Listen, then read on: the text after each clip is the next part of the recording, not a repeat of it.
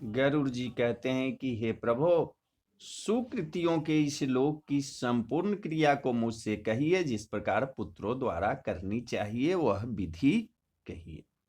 भगवान कहते हैं कि हे गरुड़, आपने मनुष्य के हित के लिए बहुत अच्छा प्रश्न किया है। धर्मात्मा लोगों के लिए जो यहाँ कर्तव्य है वह सब तुमसे कहता हूं। सुकृति लोगों को चाहिए कि वृद्धावस्था में अपने शरीर को रोगों से ग्रसित देखकर तथा ग्रहों को अपने प्रतिकूल समझकर और प्राण के शब्द सुनकर अर्थात कान बंद करने पर जो शब्द सुनाई देता है वह न सुनाई दे, जान ले कि अवश्य मरूंगा, तब निर्भय होकर जानकारी में और बिना जानकारी में किए हुए पापों का प्रायश्चित करे। जब मरने का आतुर काल आवे तब स्नान करके शालिग्राम रूपी विष्णु जी का पूजन करावे। गंध पुष्प कुंकुम तुलसी दल धूप दीप और बहुत से लड्डुओं की नैवेद्य से पूजन करे। नैवेद्य से ब्राह्मणों को भोजन कराकर दक्षिणा दे और अष्टाक्षर मंत्र का या द्वादशाक्षर मंत्र का जाप करें तथा विष्णु और शिव जी के नामों को जपे तथा श्रवण करें, क्योंकि भगवान का नाम कानों में सुनाई देने से पापों को नष्ट करता है। भाई बंधुओं को चाहिए कि मरने के समय उनके पास जाकर सोच न करे तथा मेरे भगवान के पवित्र नाम को बार बार स्मरण करे।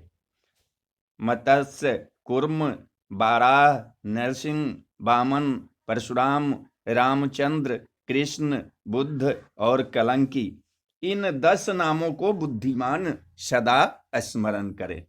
वे ही बंधु कहे जाते हैं जो रोगी के पास जाकर इन नामों का उच्चारण करते हैं। जिसकी वाणी में कृष्ण का मंगलमय नाम रहता है उसके करोड़ों महापाप शीघ्र ही नष्ट हो जाते हैं। मरते समय पुत्र को बुलाने के लिए भगवान का नाम लेता हुआ अजामिल भी वैकुंठ धाम में चला गया। जो श्रद्धा से भगवान का नाम लेते हैं उनका क्या कहना है। जैसे बिना इच्छा के अकस्मात छुपा हुआ अग्नि जला देता है, इसी प्रकार दुष्ट चित्त पापियों से स्मरण किया हुआ भगवान का नाम पापों को जला देता है। हे पक्षीराज गरुड़, हरि भगवान के नाम में पाप नष्ट करने की जितनी शक्ति है, पापी मनुष्य को उतने पाप करने को समर्थ नहीं है। दूतों से यमराज कहा करते हैं कि नास्तिक मनुष्य को यहाँ लाया करो, परंतु भगवान के नाम स्मरण करने वाले को भूलकर भी यहाँ नहीं लाया करो, क्योंकि मैं अच्युत केशव राम नारायण कृष्ण दामोदर वासुदेव हरि श्रीधर माधव गोपी वल्लभ और जानकी नायक श्री रामचंद्र को भजता हूं। हे दूतों, जो कमलनयन वासुदेव विष्णु धरणीधर अच्युत और शंख चक्रपाणी ऐसा उच्चारण करते हैं, उन पाप रहित मनुष्यों को दूर से ही त्याग दो, अर्थात उन हरिभक्त धर्मात्माओं के पास भूल कर भी मत जाओ।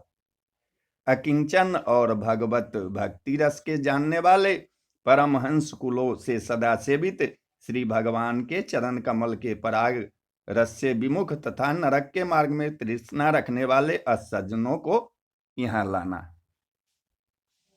जिसकी जीभ भगवान के नाम और गुणों को नहीं कहती है और जिसका चित्त भगवान के चरणारविंदों का स्मरण नहीं करता तथा जिसका सिर भगवान के लिए कभी नहीं झुकता, उन भगवत सेवा से विमुख असज्जनों को यहाँ लाओ। हे पक्षीराज गरुड़, इस कारण से जगत में मंगल रूप भगवान का कीर्तन बड़े भारी पापों का एक ही प्रायश्चित है। भगवान से विमुख दृष्टि दुष्ट बुद्धि वाले को किए हुए प्रायश्चित भी पवित्र नहीं कर सकते हैं, जैसे मदिरा के घड़े को गंगा आदि नहीं पवित्र कर सकती है। कृष्ण भगवान के नाम लेने से जिनके पाप नष्ट हो गए हैं, वे नरक यमराज और यम को दूतों को कभी स्वप्न में भी नहीं देखते हैं। जो अंत समय में ब्राह्मण को गोदान करता है वह मांस हड्डी और रक्त से पूरित बैतरणी में नहीं पड़ता। इसी प्रकार अंत समय में मुख से नंदन रूप यह वाणी कहता है, अर्थात कृष्ण का नाम उच्चारण करता है, वह मांस, हड्डी और रक्त से पूरित काया शरीर रूपी बैतरणी में नहीं गिरता, अर्थात वह फिर शरीर नहीं धारण करता किंतु मुक्त हो जाता है। इसलिए पाप समूह के नाशक विष्णु जी के नामों का स्मरण करें और भगवत गीता तथा विष्णु सहस्त्र नाम का पाठ करें अथवा श्रवण करें। एकादशी का व्रत गीता, गंगा जल, तुलसी दल, भगवान का चरणामृत और भगवान के नाम मरण समय में मुक्ति के दाता है। तदंतर घृत और सुवर्ण के साथ अन्न का संकल्प करें और वेद पाठी ब्राह्मण के लिए बछड़ा सहित गऊ का दान करें। अंत समय में जो मनुष्य थोड़ा या बहुत जो कुछ दान देता है, हे गरुड़, वह अक्षय हो जाता है यदि वह दान पुत्रों के द्वारा अनुमोदित हो। अंत समय में सतपुत्र को चाहिए कि पिता से सब दान दिलवाए। इसी समय के लिए धर्मज्ञ संसार में पुत्र की चाहना करते हैं। अंधी आंखें नीचे भूमि में पड़े हुए पिता को देखकर पुत्र को पिता के पूर्व संचित धन में तृष्णा न करनी चाहिए। जो सतपुत्र पिता के लिए श्राद्धादि दान करता है, उसे जब तक वह जीता है तब तक परलोक में जाने वाला प्राणी पूर्वोक्त मार्ग का दुख नहीं पाता। आतुर समय, ग्रहण होते समय, इन दोनों समयों में जो दान दिया जाता है वह विशेष फलदायक होता है। इसलिए तिल आदि अष्टदान अवश्य देना चाहिए। ये अष्टदान है तिल, लोह, सोना, कपास, नमक, शतंजा, भूमि और गऊ। इनमें एक से एक पवित्र है। महापापों के नाश करने वाले ये 8 महादान अंतकाल में देना चाहिए। इनका जो फल है उसे सुनिए। मेरे पसीने से 3 प्रकार के तिल पवित्र होते हैं। इन तिलों के दान से असुर, दानव और दैत्य तृप्त होते हैं। तिल सफेद, काले और कपिल भूरे रंग के होते हैं। दान करने से तिल वचन, मन और शरीर से संचित 3 प्रकार के पापों को नष्ट करते हैं। धरती में हाथ लगाकर लौह का दान करने से प्राणी यम की सीमा में और यम के मार्ग में नहीं जाता। पापी मनुष्यों को दंड देने के लिए यमराज के हथियारों की प्रसन्नता के लिए यमराज के हाथ में कुठार, मुशल, दंड, तलवार, छुरी ये शस्त्र रहते हैं। इन्हीं यमराज के हथियारों के प्रसन्नता के लिए यह दान कहा गया है। इसी कारण से यमलोक में लोह का दान सुख देने वाला है। उर्ण, श्यामसूत्र, शुंडामक, उदंबर और शेषबल ये महाबलवान यमदूत लोह दान से सुख देने वाले हैं। हे गरुड़, परम गुप्त सब दानों में उत्तम दान को सुनिए। उस दान के देने से भूमि लोक, भुवलोक और स्वर्ग लोक के निवासी संतुष्ट होते हैं। ब्रह्मा आदि देवता, ऋषि लोग और धर्मराज की सभा के ये सभासद सब स्वर्ण दान से प्रसन्न होते हैं और वरदायक होते हैं। इससे प्रेत को मुक्ति के लिए सोना का दान देना चाहिए। हितात सोना के दान से यमलोक में न जाकर प्राणी स्वर्ग लोक में जाता है और बहुत दिन तक सत्यलोक में बसकर फिर इस लोक में राजा होता है तथा रूपवान, धर्मात्मा, बोलने में चतुर, लक्ष्मीवान और बड़ा पराक्रमी होता है। रुई के दानों से दूतों का भय नहीं होता है और जो नमक का दान करता है उसको यमराज से भय नहीं होता है। लोहा, नमक, रुई, तिल और सोना के दान से यमलोक में रहने वाले चित्रगुप्त आदि प्रसन्न होते हैं। शतंजा के दान से धर्मध्वज तथा अन्य तीनों द्वारपाल भी प्रसन्न होते हैं। धान, जौ, गेहूं, मूंग, उड़द, काकुन और सातवा चना ये 7 धान्य कहे हैं। सुपात्र को विधि पूर्वक गोचर्म के बराबर पृथ्वी का दान करने से मनुष्य ब्रह्म हत्या से छुटकर पवित्र हो जाता है। यह मुनीश्वरों ने दिव्य दृष्टि से देखा है। राज्य में किया हुआ पाप व्रत, तीर्थ यात्रा और अन्य दानों से नष्ट नहीं होता किंतु भूमि दान से नष्ट हो जाता है। जो मनुष्य धान्य से भरी हुई पृथ्वी ब्राह्मण को दान करता है, वह देवता और दानवों से पूजित हो इंद्रलोक में जाता है। हे गरुड़, अन्न दान थोड़े फल देने वाले होते हैं, किंतु पृथ्वी दान का फल दिन दिन बढ़ता ही रहता है। जो राजा होकर ब्राह्मणों को पृथ्वी का दान नहीं देता, वह जन्म जन्म में दरिद्री होता है। राजा होने के अभिमान से जो भूमि का दान करता है, वह तब तक नरक में बसता है जब तक शेष पृथ्वी को धारण किए रहते हैं। इसलिए भूमिपति को निर्भिमान से भूमि का दान देना चाहिए। अन्य लोगों के लिए भूमि दान की जगह मैंने गौदान कहा है। इसके पश्चात अंतधेनु, रुद्रधेनु, रीन धेनु, मोक्ष धेनु और बैतनी धेनु, ये 5 प्रकार के गोदान विशेष विधि के साथ देना चाहिए। गौ का दान 3 प्रकार के पापों को नष्ट करता है। बाल्यावस्था में, कुमार अवस्था में, यौवनावस्था में, बुढ़ापे में और जन्मांतरों में जो पाप किए हैं, तथा रात्रि में, प्रातः काल, मध्याह्न, अपराह्न और दोनों संधियों में जो शरीर से, मन से या वाणी से पाप किए हैं, वे सब पाप तपस्वी और वेद के जानने वाले ब्राह्मण को सब सामग्री सहित शबत्सा दूध वाली कपिला गौ का एक बार दान देने से नष्ट हो जाते हैं। वह गौ का दान अंत काल में दाता को पापों से छुड़ाता है। स्वस्थ चित्त से एक गोदान देने से जो फल होता है, वही आतुर समय में 100 गौ देने से तथा मरते समय बेहोशी की हालत में 1000 गौ के देने से होता है, तथा मरने के बाद विधि पूर्वक 1,00,000 गौ देने से वही फल होता है। तीर्थ में सतपात्र को 1 गौ देने से 1,00,000 गौ दान का फल होता है। सुपात्र को जो दान दिया जाता है वह 1,00,000 गुना हो जाता है। सतपात्र को दान लेने का दोष नहीं होता और दाता को अनंत फल होता है, वह 1,00,000 गुना हो जाता है। जो ब्राह्मण वेद पाठ और नित्य होम करने वाला है तथा दूसरे का बनाया नहीं खाता है, वह रत्नों से भरी पृथ्वी का दान लेकर भी प्रतिग्रह के दोष से लिप्त नहीं होता। शीत और विष को नाश करने वाले मंत्र और अग्नि क्या कभी दोष के भागी होते हैं? वही गौ कुपात्र को देने से दाता को नरक पहुंचाती है तथा देने वाले के 100 कुलों को नरक में गिराती है। अपना कल्याण चाहने वाले विद्वान कुपात्र को गोदान न दे। एक गौ को एक ही को देना चाहिए, बहुतों को एक गौ कभी न दे। वह बेची हुई बाटी हुई गौ 7 पीढ़ी तक कुल को भस्म करती है। मैंने तुमसे पहले जो बैतरनी नदी कही थी, उसे पार उतारने वाला गोदान तुमसे कहता हूं।